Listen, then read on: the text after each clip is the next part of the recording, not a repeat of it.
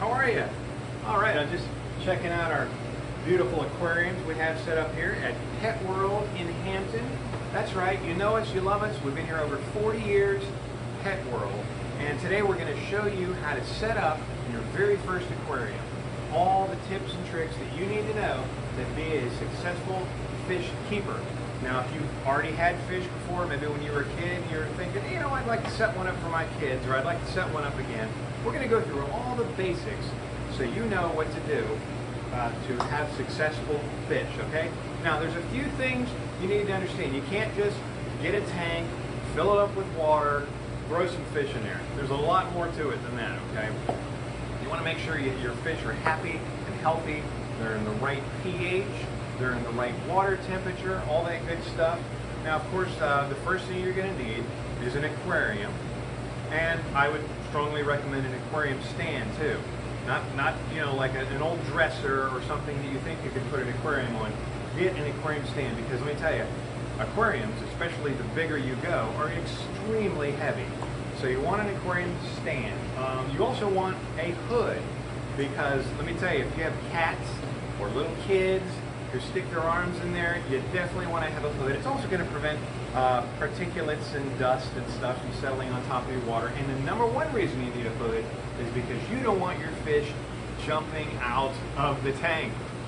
Hey, where's Leon? He was swimming around just fine in here yesterday, and next thing you know, he's behind your tank, all dried up because he jumped out. So you absolutely need a hood.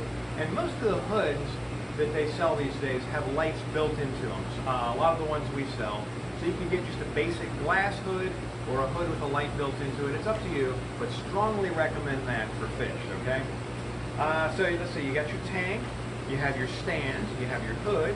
Next thing is your filtration system. Well, I just grabbed one to show you real quick. This is your typical, ordinary, hangs on the back filtration system. Now, this is not the only kind that is made. There's also canister filters, there's under gravel filters, but for today's purposes, I'm going to be talking about this, the most commonly sold, most popular, easiest to maintain tank filter right here. This kind right here. Many companies make them: Marineland, Whisper, Fluval. So, and as far as filters go, well, what size filter do I get? Well, it depends on what size tank you have. And me, I'm a firm believer that you should always get a filter that is made for a bit bigger tank than what you have, you know? You can get a 10-gallon aquarium and get a filter made for a 10-gallon aquarium, but hey, you know what? Why not get a filter made for a 20-gallon aquarium and stick it on there? Guess what? You're going to have twice the filtration power, twice the cleaning. Just, it's a good idea, okay? So we have plenty of these filters up here at Pet World, very reasonably priced. What else? So we got the filter. Now, most of the filters come with all the media that you're going to need. Now, you're going to be like, media? What's media? Well, media is all the stuff that goes in the filter, the carbon and the charcoal and everything that your water sort of runs through, the sponges, the filters, everything like that. And that cleans your water. That keeps it circulating. It gets out all the tiny little microscopic things that are in the water, okay? And so what else do we need for our aquarium? Well, we have these guys right here. You have your air pump, okay? Now, it says on here, this particular air pump, it says for up to 20-gallon aquariums, okay? So the reason it says that is because it takes into account, the pump manufacturer take into account the amount of pressure and weight of all that water. Because you're going to have, most of the time, you're going to have your air filter with some tubing attached to it and an air stone of some sort all the way down at the bottom of the tank. So it has all that pressure, all that water on it. So this says 20 gallons of aquarium. So that means this can withstand all the pressure of 20 gallons of water, and it'll still successfully push those air bubbles up. And air bubbles are great for circulation of the fish. It helps oxygenate the water. So this is something you definitely want to get to. An air pump right here. We also have the different size tubing, different diameter, different length, so you can run it. You're going to run this from your tube, from your air pump decoration, and you're going to plug it in. So this is something else you're going to have to plug in. You're going to need to plug in your light, your filter, your air pump, and your heater. Heater Why do I need a heater? Well, most of the fish that you find in a pet store are tropical fish. It means that they're all the way down there near like the equator where it's really warm, okay? With the exception of the carp, the goldfish, the koi, those are cold water fish. You won't ever need a heater if you have a goldfish. But most of your beautiful tropical fish, you're gonna need a heater. And that's another thing you're gonna need to plug in, all right? Moving right along here, you're gonna need some gravel. This is fun. There's so many different colors and variety of gravel. So you're gonna put this in the bottom of your tank, and this just, you know, I just happen to grab this bag of natural right here, but we have fluorescent pink and green and all kinds of crazy colors.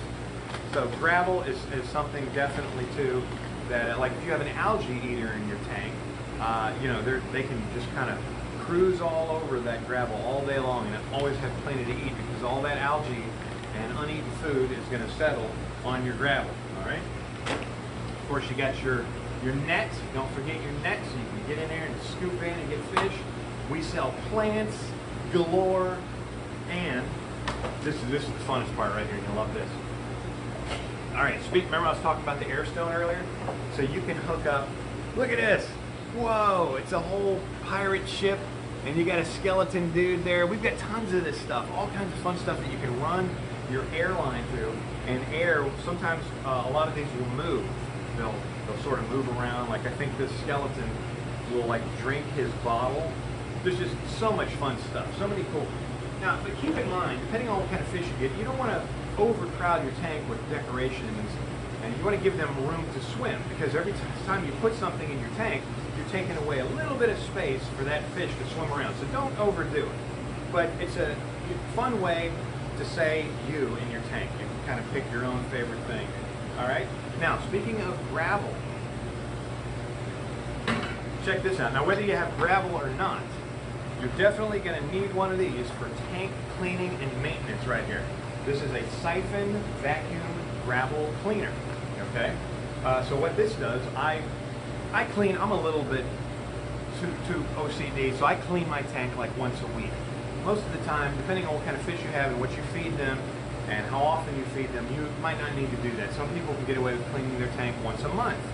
But regardless, you're probably going to need a 5-gallon bucket to siphon the water out into the bucket, and you're going to use this right here. So what you do with this fat end of the siphon right here, you sort of work this around the gravel, okay? And so what this will do, this will suck up water, and it will also lightly agitate the rocks. It won't suck up the gravel, but it will clean all the uneaten food and all the fish waste that is left in there, and you can actually see it. So as you're working through the tank, you're working through all the gravel slowly. You do it very slowly, and you can get up a majority of all that uneaten food and fish waste. So you're definitely going to need one of these siphon gravels, okay? And one other thing, remember I said earlier, you don't just fill a tank with water and throw your fish in there. No, you need some water conditioner. Now this stuff right here, it's called Prime. We sell tons of it here at Pet World. This is my favorite brand. We're not, you know, endorsed or paid by this product to push them or anything, but I just happen to love Prime the best in my opinion. But we sell all kinds of water conditioners. So basically this is a concentrated conditioner. This is for marine and freshwater fish, and it makes the water safe for your fish. It removes the chlorine. Just a few drops we usually do, and it acts instantly. Okay, you want to put this in your water before you put your fish in there, or if you're doing a water cleaning, a water changing, put this in before you put your new water in there. You done? All right, awesome. All right, so now here's something I need to talk with you about. Very important. Even if you have all of this stuff right here, you're still not ready for fish. You have to do what's called cycle your tank.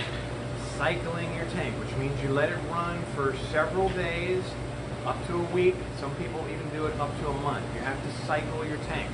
So basically, explaining this to you in a very simple way, you know there's good bacteria and there's bad bacteria. Okay, and you want a lot of good bacteria in your tank.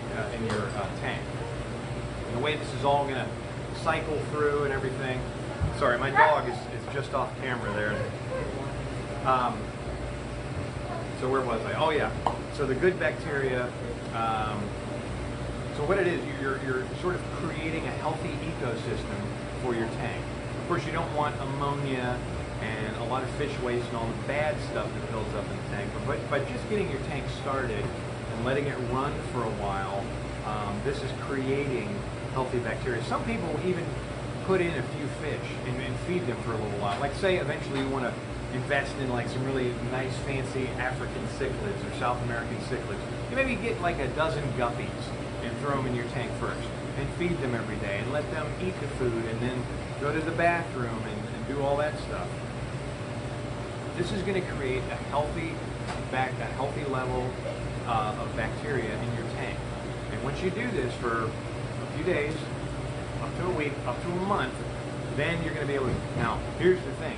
You're still not 100% sure. I don't know if I've let my tank cycle long enough. I don't know if my water conditions are right. Well, you do one of two things. We actually sell tank test kits. You can test from everything. Alkaline, ammonia, pH, everything. You can test your water 9 ways to Sunday so you know it's good. Or, what I always recommend, bring a sample of your water right in here to Pet World. Just bring a sample. We don't need much. Just, you know, a tiny little, put it in a baggie if you want. And we will test your water for you to tell you if your water is properly balanced to add fish. And a lot of times, you know, oh, your pH is a little too high, your pH is a little too low. Guess what? We sell pH up, we sell pH down. If you drop it in your tank, check your water again, and you're good to go. Now, here's some good news. You're thinking, man, that's a lot of stuff I gotta get. Well, check this out. We sell these kits that have everything you need right here.